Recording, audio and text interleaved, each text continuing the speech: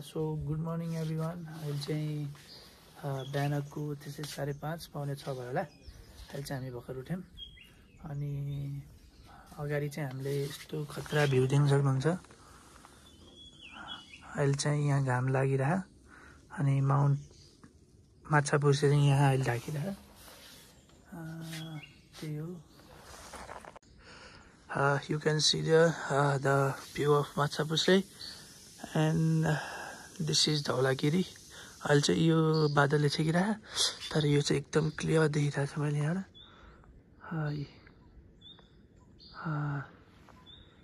अहिले चाहिँ यहाँबाट घाम उदाउँला भ्यू चाहिँ खतरा देखिरह्यो। अहिले चाहिँ हामी तलतिर जाउँ अनि तातो पानी या चिया के हुन्छ त्यो खाउँ। यहाँबाट यस्तो भ्यू देखिरहेको what a view man. Machhapuchchhre चाहिँ पुरै ढाकिएकै छ भनौँ। चम्पा चम्पा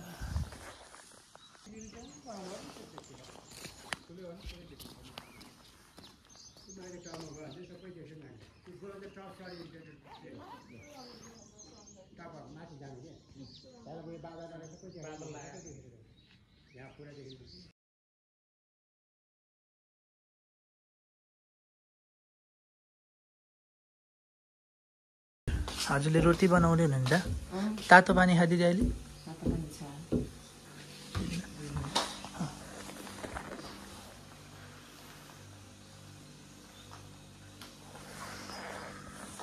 पुरी बनाउनु भएको?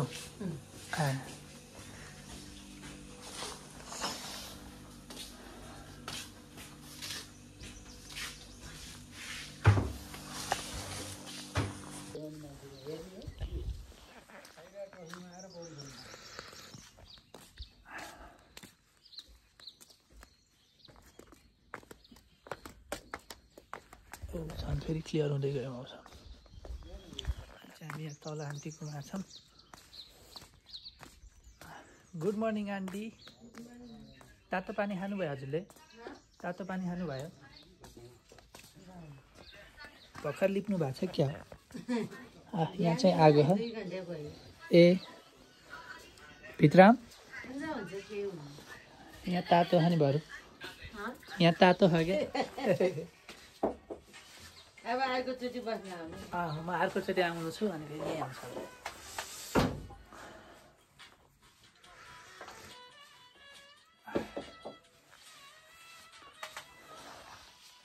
यो चाहिँ हिजो बेलुकाको किचन थियो। बिहान यस्तो देख्छ यहाँबाट। मलाई दिए छैन होला है। अच्छा, आन्टीको शुभ नाम भनिदिँदा? गुड मर्निङ, मेरो नाम रुपी गुरुङ हो। मेरो सानो गेस्ट हाउस छ। कुनै बेला यो भिडियो हेरेर आउनु होला। वेलकम छ सबैलाई।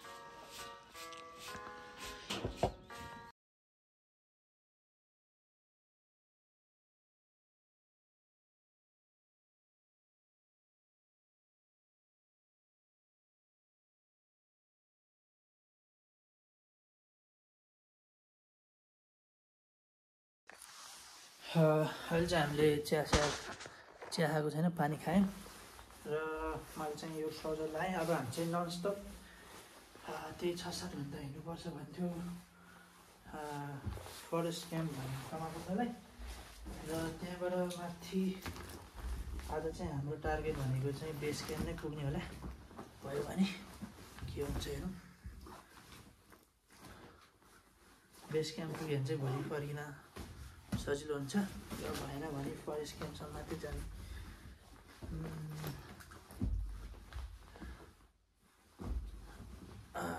चिसो चाहिँ चिसो रहेछ तर बिहान चाहिँ त्यति चिसो लागेन। हुस्सो लाग्यो पछि चाहिँ।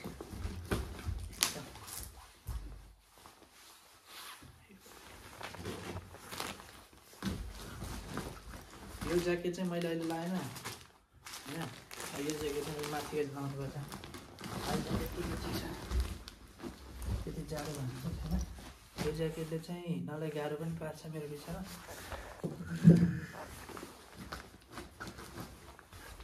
अब तल जाउँ र खाससास खाऊँ।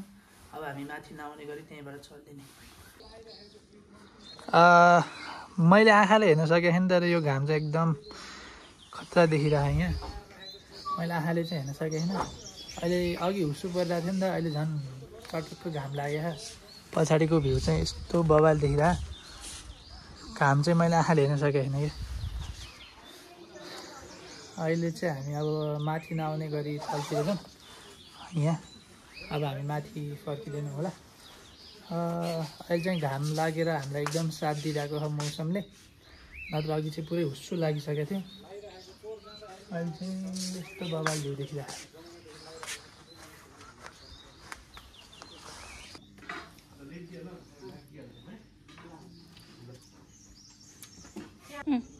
हिरो देखाइदिएको छैन मलाई। अहिले चाहिँ हामी धौलागिरी, माछापुच्छ्रे र अन्नपूर्ण हिमाल हेर्दै ब्रेकफास्ट गरेर छौँ। अब 7:30 जति भयो होला र हामी 8 बजीतिर चाहिँ निस्किन्छौँ। अगाडि देख्न सक्नुहुन्छ हजुरहरूले भ्यू। क्यामराम्यान गो एन्ड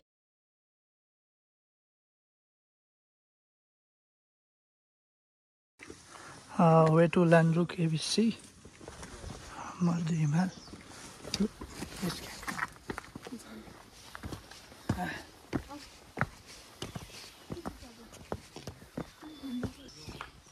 हुनुहुन्न थियो क्या। अहिले चाहिँ हामी त्यहाँबाट हिँड्यौँ 8 बजे। अब यहाँबाट बेस क्याम्प पुग्नलाई 12 घन्टा भने होइन 10 घन्टा लाग्छ भन्नुभएको थियो। अब हेरौँ कति घन्टा हिँड्न सक्छ हामी।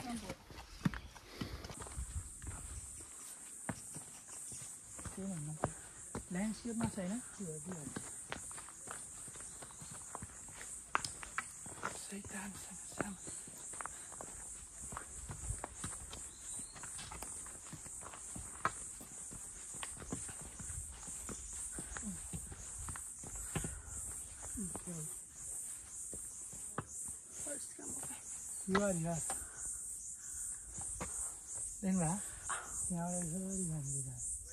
फरेस्ट क्याम्प पुग्ने कति टाइम लाग्ने तपाईँ त्यही ठाउँमा।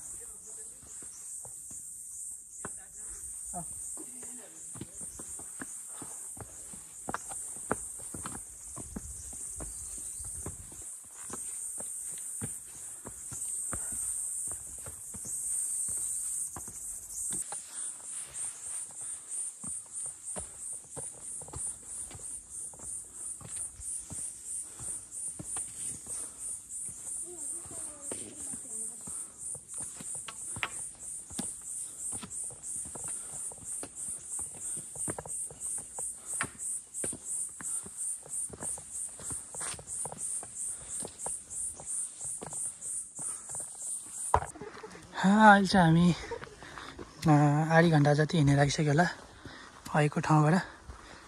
र हुस्सु लाग्यो, त्यति गर्मी पनि भएन, खासै जाडो पनि भएको छैन। अहिले चाहिँ बाटो कहाँ हिँड्यो हो, कहिले पुग्छ केही थाहा नै छैन।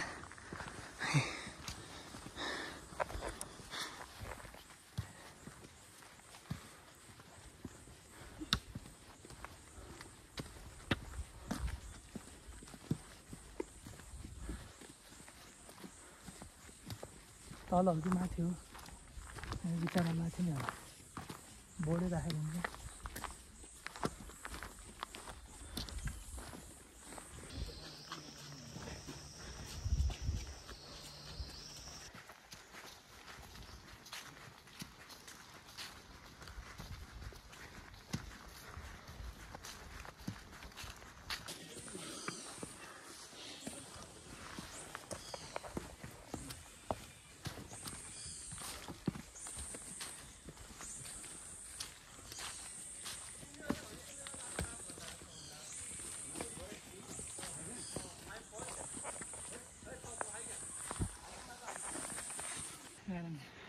कस्तो हुन्छ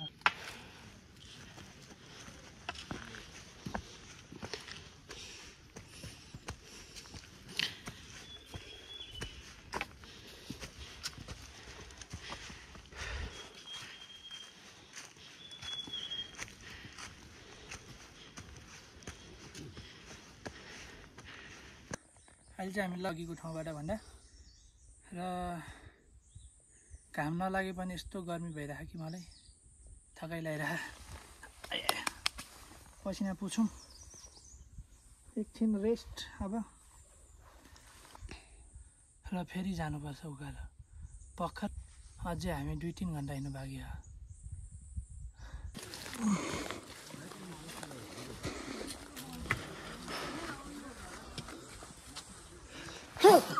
सरी मलाई चिसोले छुन लागेको छ टी सर्ट उकालेको थिएँ मैले सर्ट ज्याकेट मात्रै लगाएँ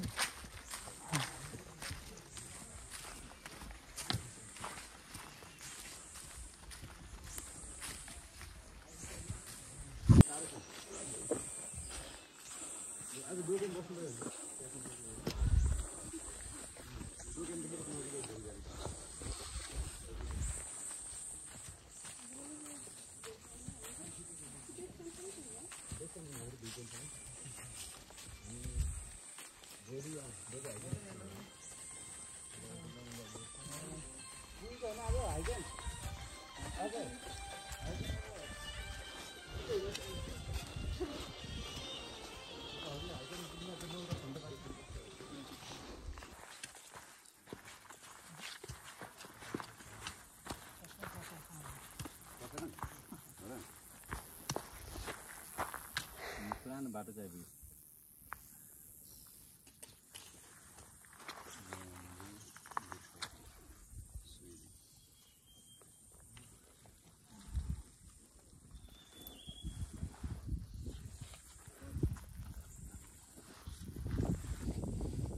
पसिना आएर नि पसिना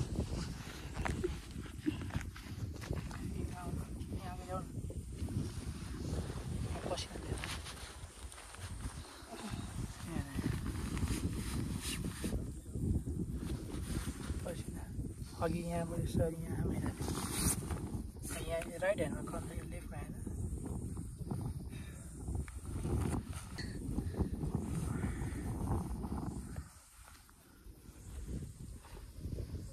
यो त पुरै पानीले भिजे जस्तो थियो भने अहिले चाहिँ हामी फर्स्ट क्याम्पको आधी बाटो होला सायद त्यो दाइसँग पछि पछि आएर चाहिँ हामीलाई सजिलो भयो न त यति चाँडै पुगिन्थ्यो होला हामी पुगिँदैन थियो होला है त्यो दाइको पछि पछि लागेर चाँडै पुग्यो त त्यही हो अब चस्मा पनि हरायो अघि पानी पिउने ठाउँमा अहिले चाहिँ यता अगाडि हेर्नु त हुस्सु लागेर पुरै खतरा देखिरहेको हुस्सु नलाग्यो भए चाहिँ अझै खतरा देखिन्छ घरमा -5 के पानी ल्याउनु पानी हो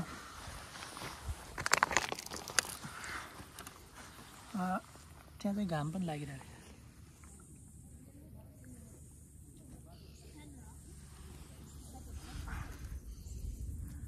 यहाँ चाहिँ एउटा फार्म रहेछ भैँसी पाल्यो कि के पाल्यो त्यहाँ यस्तो जङ्गलको बिचमा एक्लै बसेर त्यो बाजे त्यो नि भेडा लिएर यस्तो मानिस स्याल होला अनि खानेन कि है यस्तो गर्मी भइरहेको तर यो हावाको शीतलले चाहिँ कुल भइरहेको क्या चिसो लाग्ला भन्ने डर लाग्यो यसरी राख्यो यहाँ राखेको थिएँ मैले त्यसमा अनि खाँदा मैले यसरी कुकाले हो अनि त्यो तल खस्यो होला क्या नदेख्ने मान्छे फेरि अहिले चाहिँ तपाईँहरूले देख्न सक्नुहुन्छ उसो लागेको पछाडि यहाँ चाहिँ यो पुरै छोटो भइरहेको भित्रको टी सर्ट त हामी चाहिँ माथिबाट आउनुपर्ने तर हामी तल मात्रै आएछौँ भन्दै हुन्थ्यो दाइले अब हामी यहाँ माथि जान्छौँ होला हामी झरे मात्रै भयो माथि पनि चढ्नुपर्ने झरेर तल मात्रै झऱ्यो अब उहाँ दाइले कसले कल गर्नु ठिकै माथि उक्लिनु भने पनि तल झर्नु चाहिँ एकदम गाह्रो हो क्या त्यही हो अब हामी यहाँ हेर्न सक्नुहुन्छ यहाँनिर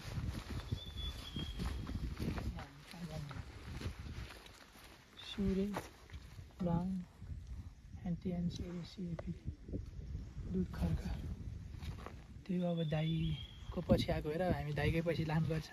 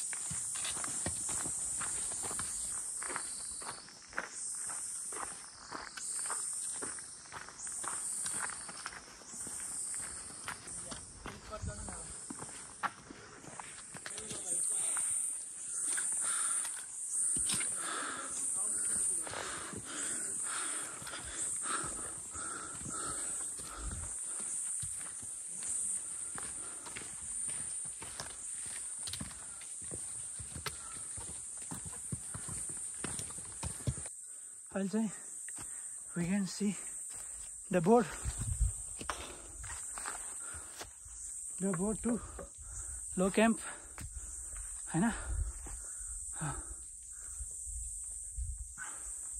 जति धेरै रेस्ट गरे त्यति धेरै हिँड्न गाह्रो हुँदैछ मैले अनुभव गरेको हिसाबले चाहिँ लो क्याम्प सफा भएर माथि आउँदाखेरि फोहोर नगरिदिनु होला सफा जङ्गल यो पातहरू झरेको झन् कति राम्रो देख्यो अहिले चाहिँ हामी फरेस्ट क्याम्प 1-1.5 घन्टामा पुग्छ अहिले चाहिँ हामी यहाँ रेस्ट लिइरहेछौँ र धेरै टुरिस्टहरू आउँदा हामी सँगसँगै आउनु भएको दाइहरू यहाँ चिया खाइरहनु भयो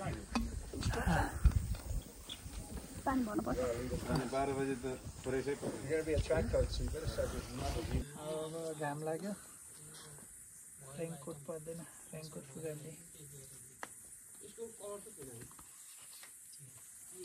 टी सर्ट चाहिँ एक्स्ट्रा राख्ने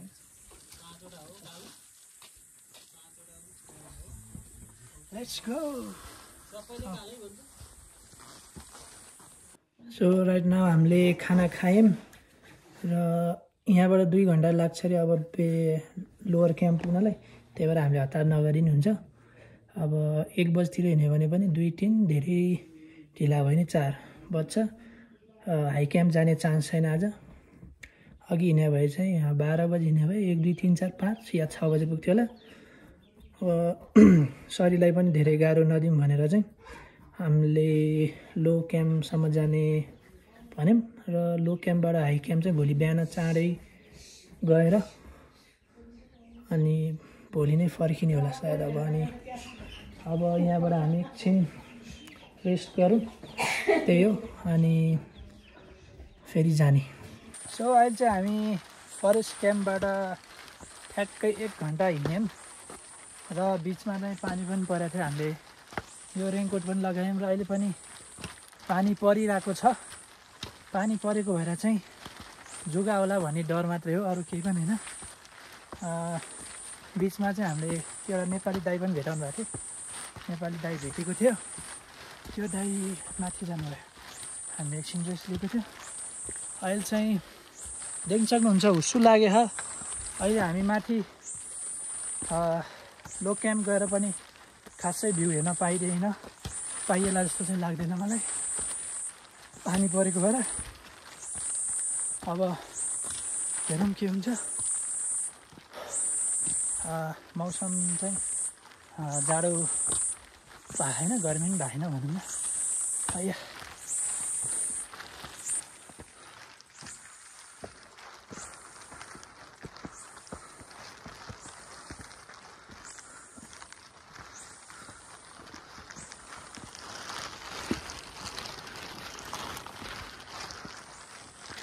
खानु न पिउन लखर लखर हिँड्यो, न त ठाउँमा पुग्न सक्यो, न त मान्छे चिन्यो, हे जे गरे नि सुख छैन। खेरहरूलाई म सेतो भैँसी देखाउन जाँदैछु। सेतो भैँसीलाई चाहिँ हाम्रोमा व्हाइट बफेलो भनिन्छ। यिनीहरूले हान्छ क्या, लट्ठी देखेर डरायो क्या।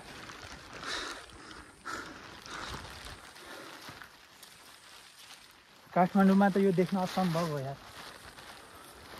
लगभग अहिले त कालो भैँसी नै देख्न असम्भव भइसक्यो। सेतो भैँसी त झन् त्यही हो।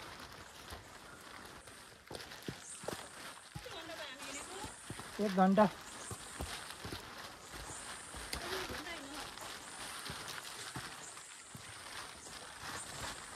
त्यो अहिलेको दाइहरू यहाँ बस्छ होला सायद।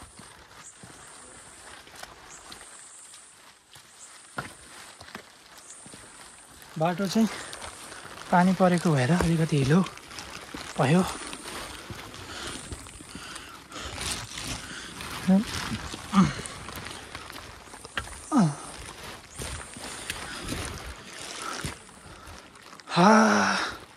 यो चाहिँ अर्को एउटा होटेल रहेछ यहाँ।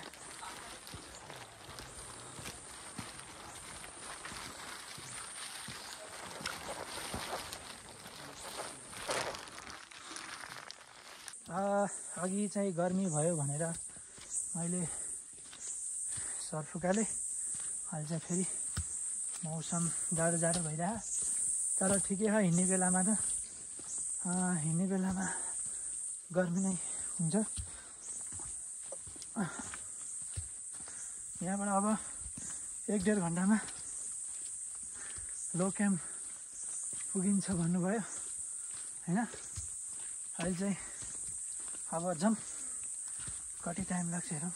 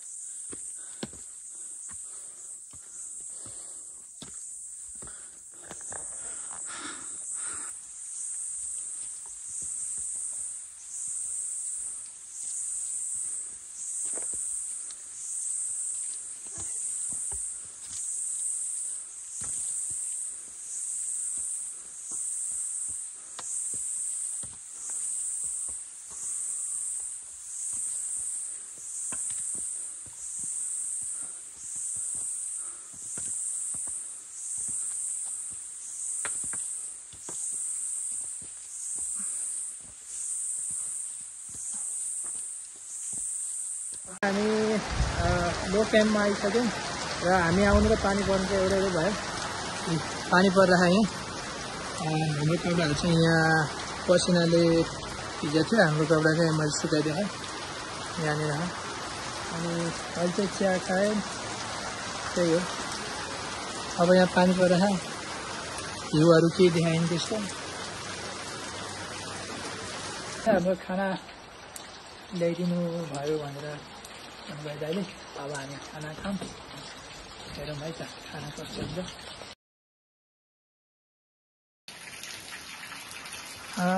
पानी परिरह अहिले पनि एकदम चिसो छ यहाँ चाहिँ।